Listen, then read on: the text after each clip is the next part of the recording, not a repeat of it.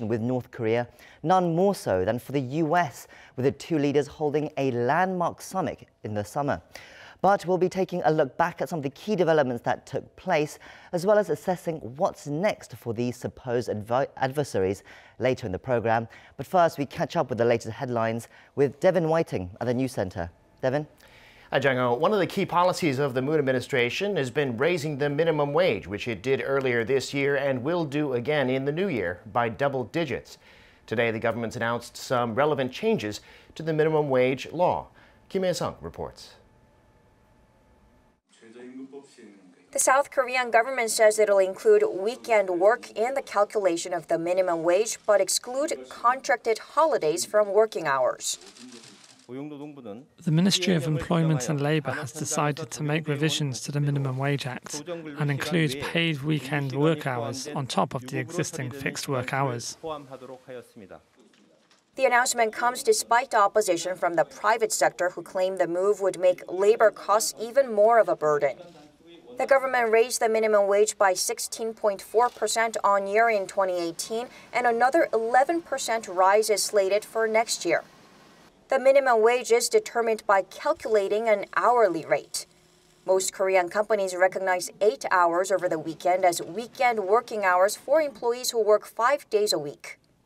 To calculate the minimum wage, the monthly wage is divided by the number of working hours to get the actual paid hourly wage. So including the weekend work hours of around 35 hours a month would mean that the same monthly wage would work out as a lower hourly wage, resulting in some companies failing to meet the figure of 8,350 Korean won or $7.4 an hour, the minimum wage set for 2019. To alleviate the private sector's concerns, the labor minister said, "At the cabinet meeting, we've decided to add revisions to exclude contracted holidays from the minimum wage calculation." Contracted holidays are not legal holidays and refer to holidays such as family events or company foundation day, which are agreed upon by the labor and management in work contracts. Economic policymakers said they'll finalize the revision and introduce it at the cabinet meeting next Monday. Kim Gaeseong, Arirang News. And now is the time when many think tanks in South Korea release their economic outlooks for the year ahead. And on Sunday, a research institute focused on small and medium-sized businesses said it thinks the pace of recovery for these smaller firms will slow down in 2019. Ko Jin-hee reports.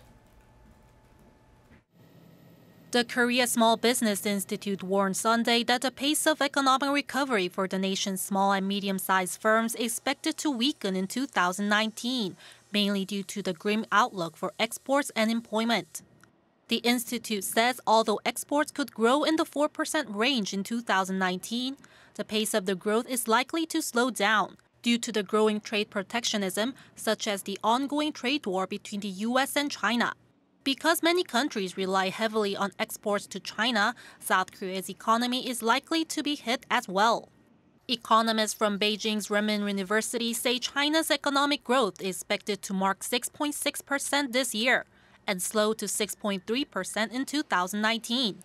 This comes as China struggles with challenges associated to trade and structural reform on the supply side, which refers to the shedding of excess capacity in heavy industries such as steel. Another core reason for the gloomy outlook is employment. Despite the government's efforts to create jobs, the institute said slowing population growth and restructuring in the self-employed sector will negatively affect South Korea's job market. For example, the number of employees in small businesses with 1 to 4 workers this year through November decreased by 94,000 compared to same period last year. The institute added there's a risk of greater economic polarization as a rise in borrowing costs could hurt the self-employed. For 2019, the institute says small and mid-sized businesses should focus on identifying new overseas markets and working on innovative growth. Ko Jin-hee, Arirang News. This year alone, more than 50 cars made by BMW have caught fire in Korea, and it was suspected that the problem was part of the engine. After a probe that's gone on for months, South Korea's Transport Ministry and a team of investigators from the government and the private sector have concluded that that is the case. But more, they say BMW deliberately concealed the problem. Our Sejong has this report. The fires were caused by a faulty engine part known as exhaust gas recirculation, which caused coolant to leak. BMW told the Transport Ministry it only became aware of the problem in July this year. But it turns out the auto giant knew something was wrong with the part as early as 2015. First, the faulty engine part. Before the investigation, BMW admitted that something was wrong with it, but said there were other factors that could cause a fire, like the car traveling at high speed or over a long distance. The investigation team said that's not true and that the automaker should not have designed the engine part the way it did. In other words, the part was made wrong from the start. Second, the cover-up. According to the investigation team, BMW's South Korean unit was aware of the faulty EGR in 2015, since it established a task force at its German headquarters at the time to tackle the problem. The investigators say they are turning over their findings to prosecutors. They also want BMW Korea to pay a fine of roughly $10 million for issuing a recall of the cars too late. BMW Korea said findings coincide with its own assertion that the EGR is the problem, and it said replacing the part fixes it. But it has yet to answer the question of why the part had a problem in the first place. Seong, Arirang News. In other news, 10 South Korean officials are on a one-day trip to North Korea for an on-site inspection of the western Gyeongui highway as part of an ambitious project to connect the two Korea's roads. Officials from Seoul's Unification Ministry and the Ministry of Land, Infrastructure and Transport will be inspecting some 4 kilometers of highway in the Gaeseong area.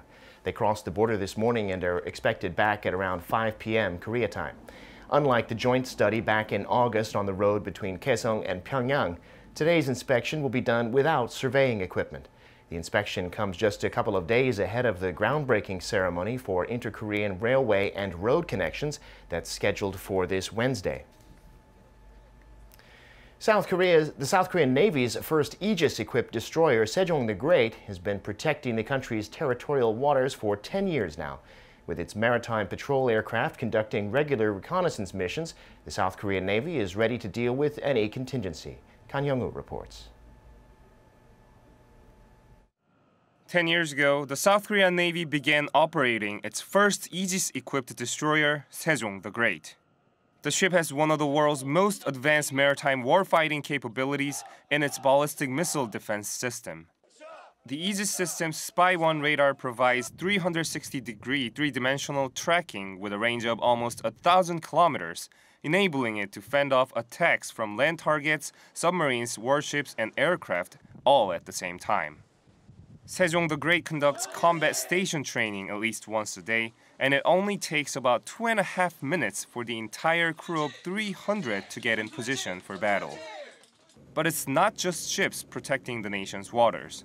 The South Korean Navy also has P-3C maritime patrol aircraft, 16 of them watching from the sky.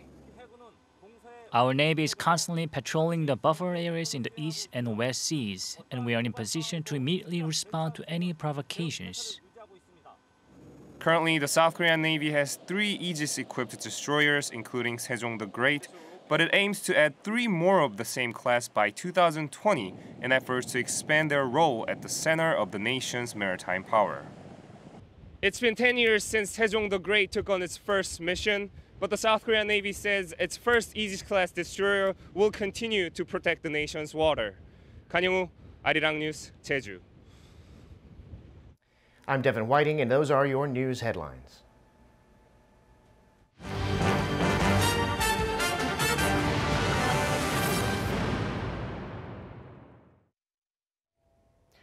"2018 was a historic year for Korean Peninsula affairs, and it also saw a new landmark in North Korea-U.S. relations. After 70 years of hostility, the leaders of the two sides held a summit for the first time in their history. That moment when President Trump shook hands with Kim Jongun was unthinkable this time last year. But since then, hopes of progress have suffered a reality check as the difficulties of coming to a substantive denuclearization agreement have brought negotiations to a standstill for now. Where does the North Korea-U.S. relation go from here? I'll be discussing that with our expert in the studio. But first, our EG1 wraps up the events from this year.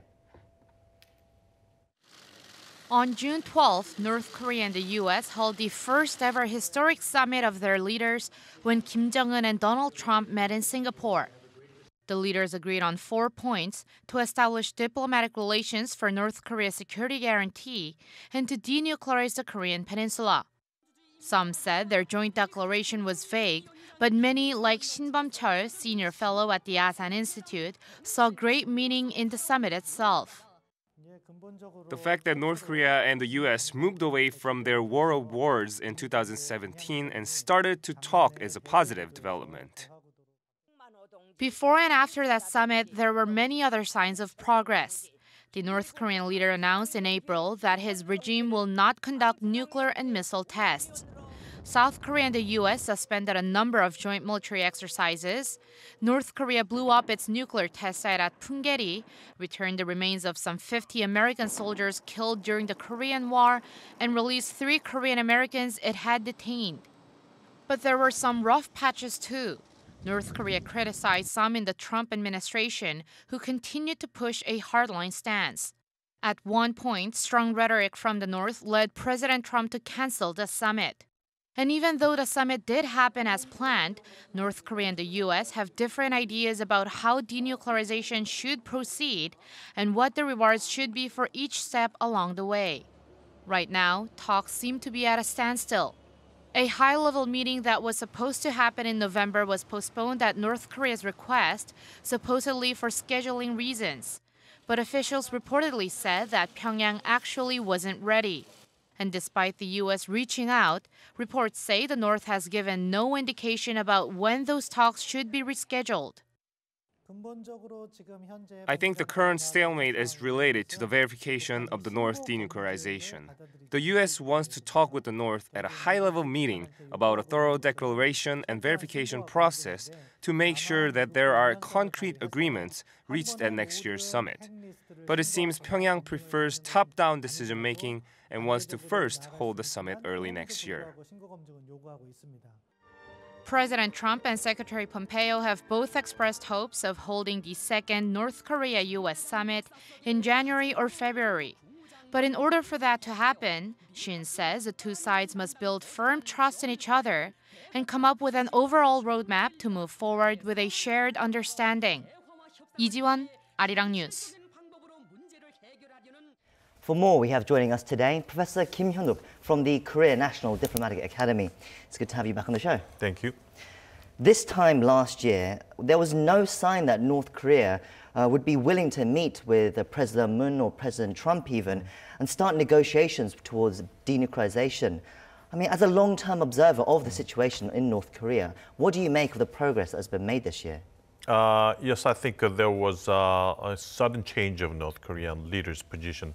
Last year, there were a lot of tension in the Korean peninsula between Kim Jongun and Trump. They were criticizing each other, and also the U.S. was thinking about the bloody nose strategy, which is the military option for North Korea.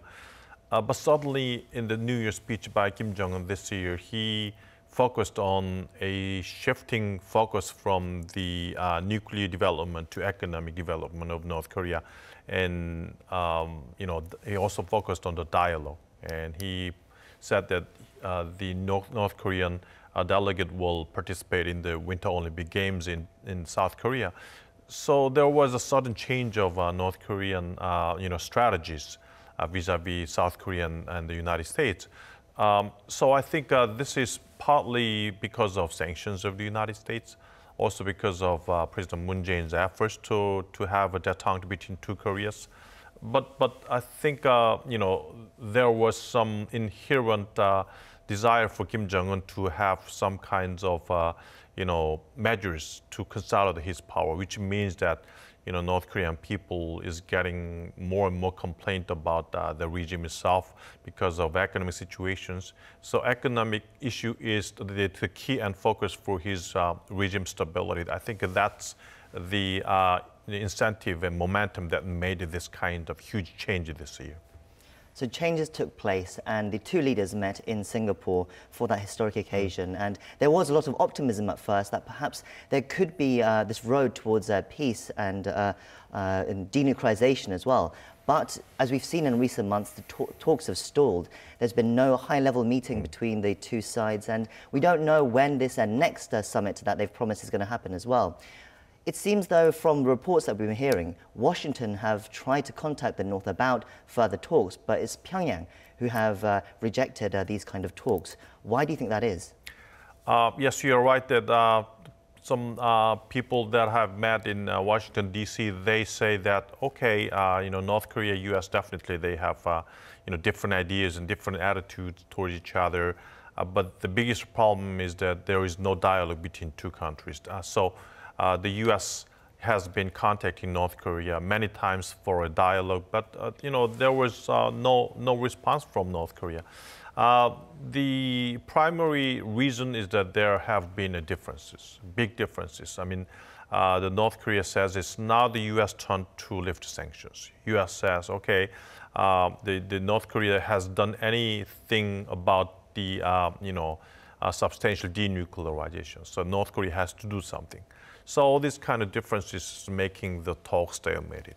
But I think the North Korean Kim Jongun, I think he has some strategies. I think he's trying to diversify his diplomatic channels with a lot of countries.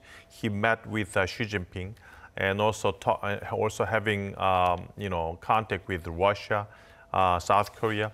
So I think he's, by way of all these kinds of diverse diplomatic channels, I think he's trying to slow down denuclearization vis-a-vis some of the incentives like lifting sanctions by the United States. And also maybe he's trying to, kind of postpone his schedule. I don't know what his aim is. Maybe there might be some two objectives, Plan A and Plan B. Plan A is that he's trying to internalize all the technologies to develop nuclear weapons and ICBMs, and doesn't really think about completely dismantling its program. But if that fails, maybe he will go into the denuclearization. But I think the first target and objective is just slightly dismantle and give up its nuclear weapons, but still solidly contain full technology of weapon development, I think. There are small signs that suggest that perhaps Washington is going to take a softer approach towards North Korea in the coming few days as well, because one report that came out was that Vice President Mike Pence, he was supposed to have a speech denouncing North Korea's human rights record last week, but it was cancelled. The official reason given by the Vice President's office was that it was because there was a scheduling conflict. But other sources, reports say, it was because of the concerns that it would antagonize Pyongyang, especially at a time when these talks have stalled. I mean, what do you think that says about the U.S.'s stance on North Korea's talks going ahead now? Now, President Trump is having a very hard situation domestically. Next year, January 3rd is the day that the Democrats will become the majority in the Congress, and by that, I think a lot of pressure by Democrats will be made towards President Trump on a lot of issues, especially the general election issues, Russia scandal, all that kind of issues, and also a lot of policy issues. So recently, there have been, conflicts between Democrats and Republicans about the, President Trump's, establishing war between Mexico and the United States. So this is just a beginning. I think there will be a lot of, conflicts between two parties. So I think President Trump wants to have a summit meeting with Kim Jongun. This will be a very important momentum for his, his domestic politics. Maybe sometime early next year, by having a summit meeting with Kim Jongun, this would make him, get spurred by this kind of summit meeting to overcome all the difficulties. So this is a very good opportunity for him. Trump government, Trump administration, and all the people are delivering message to North Korea. There will be a New Year speech by Kim Jongun. Steve Biegun's visit to South Korea, and you mentioned that Vice President's speech cancellation. All this kind of is a very positive incentive to North Korea. Okay, we are doing all these good things. Okay, come on out for summit meeting and do some kinds of denuclearization measures. U.S. is really serious and sincere this time. So this kind of messages, I'm not sure what's going to be the outcome in the speech of Kim Jong-un, but this is, U.S. is doing as much as it could do, except for, a substantial sanctions lifting. But without that substantial kind of sanctions lifting, would North Korea come to the table? Because, Trump wants this win. Trump wants to declare that, he's holding another summit with Kim Jong-un and put that to the public. So, I think that's what you're trying to say. But without U.S. making big concessions, will Kim Jong-un want to meet with Trump again? I think Kim Jong-un's message was very continuous, the same messages. First, it's now U.S. turn to do something. So, U.S., you have to lift the sanctions. That has been the one message this year. And second message is that, okay, to the South Korean government, South Korea has to kind of decouple its relationship with the United States and focus on the North-South Korea's detente. So even though there are some pressures by the United States about South Korea to keep on the United Nations sanctions, don't cross the red line when it comes up with the cooperation, economic cooperation with North Korea. Don't do that. North Korea is clearly delivering message to South Korea. Okay, just ignore all the things and focus on the detente. So all this kind of message has been the one that has been delivered by North Korea. So I don't think there will be very different messages contained in the New Year's speech. I don't think the North Korea will be, okay, thank you for all that kind of positive incentives, Mr. Trump. I will go and denuclearize just North Korea. Let's have a summit meeting. Let's have some outcome in the summit meeting. I don't think that kind of message will be in the speech. But then looking ahead next year, what can we expect then? If we'll have to obviously watch what comes out of Kim Jong-un's speech, but what kind of progress can we look ahead to next year? What, realistically, where would we go next? Recently, there have been some messages by North Korean agencies. The first one, the media agency located in Japan, called Joseon Sinbo, it mentioned that as there have been some resolve by Kim Jong-un to denuclearize itself, there will be no risky situations next year, which means that North Korea and the U.S. negotiation frame will be continuous next year, and also North Korea, South Korea, detente will continue in next year. So even though there will be some struggles between players, I don't think North Korea will come up and do some test of nuclear weapons and missiles, which will totally make all the frames risky. So the same frame next year, I think. And the other media, the Joseon 중앙통신, which is central news agency of North Korea, it also says that it's all about the United States. It's now U.S. turn to lift the sanctions, not North Korea. So I think the same pattern of treating the United States, asking and demanding the United States to lift the sanctions will continue next year. And then also this year, there was also supposed to be an inter-Korean meeting in Seoul as well. Kim Jong-un was set to come to Seoul before the end of the year. That didn't work out in the end. This all seems to be tied up as well with the U.S. summit as well. Do you think Kim Jong-un can come to Seoul next year, or will that have to depend on what happens with the U.S., do you think? I think, it all depends upon what kinds of new diplomatic strategy it comes up in the New Year speech. I don't think there will be so much new things, but the focus, I think, will be on economic issues. This year, economic situations got much worse than last year. The North Korea-China trade relationship has decreased for about 90%. So 90% has decreased. Only 10% the trade between North Korea and China this year. So I think Kim Jong-un has to do something about its own economic issues. I mean, now the North Korea is focusing on its own economic endeavors to come up with economic development domestically.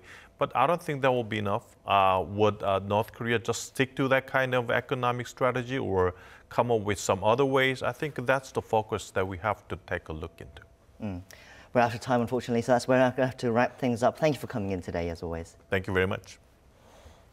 That brings us to the end of our show. I'll be back Wednesday. We hope you can join us again then. In the meantime, thank you for watching and hope you do have a very Merry Christmas. Goodbye.